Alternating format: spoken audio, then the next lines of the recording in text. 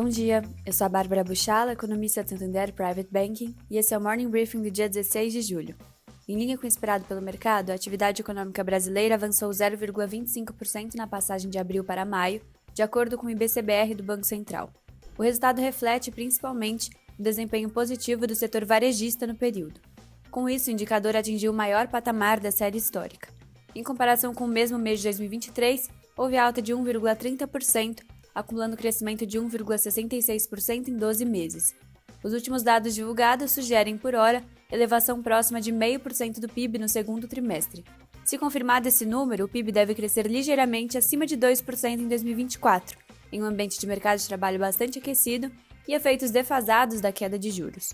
Em reação à resiliência da atividade doméstica e à elevação das treasuries, os juros futuros no Brasil mostraram leve avanço na parte longa da curva, limitando o desempenho positivo da bolsa. Mesmo assim, o Bovespa seguiu o movimento de alta das últimas semanas, encerrando acima dos 129 mil pontos.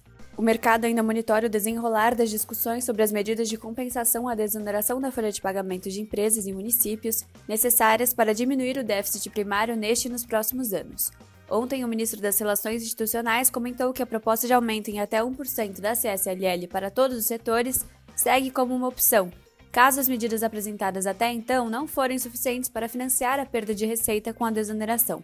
Nos Estados Unidos, em novo discurso proferido ontem, o presidente do Federal Reserve, Jerome Powell, reafirmou que o Banco Central não esperará que a inflação atinja a meta para cortar os juros, dado que a política monetária trabalha com defasagens longas e variáveis.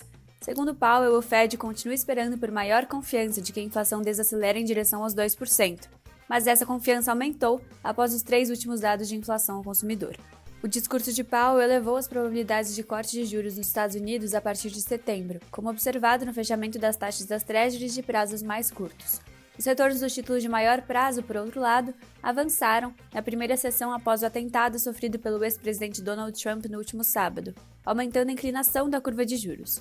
As bolsas de Nova York registraram novos ganhos, apoiadas pela perspectiva de juros mais baixos à frente e por balanços de bancos norte-americanos. O dólar também se fortaleceu em âmbito global, com o câmbio no Brasil sofrendo nova depreciação para perto dos R$ 5,45. A desvalorização do petróleo depois do resultado mais fraco do PIB chinês contribuiu para a penalização do real. Nesta terça-feira, acompanharemos o resultado de junho das vendas de varejo nos Estados Unidos e mais balanços de bancos no país. No Brasil, em dia de agenda esvaziada, o destaque será uma palestra do diretor de política monetária do Banco Central, Gabriel Galípolo.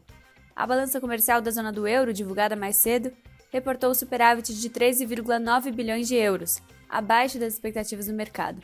As exportações caíram 0,5% na comparação com o mesmo mês do ano passado, enquanto as importações recuaram 6,4% na mesma métrica, indicando que a economia do bloco segue enfraquecida, a despeito dos sinais de alguma recuperação.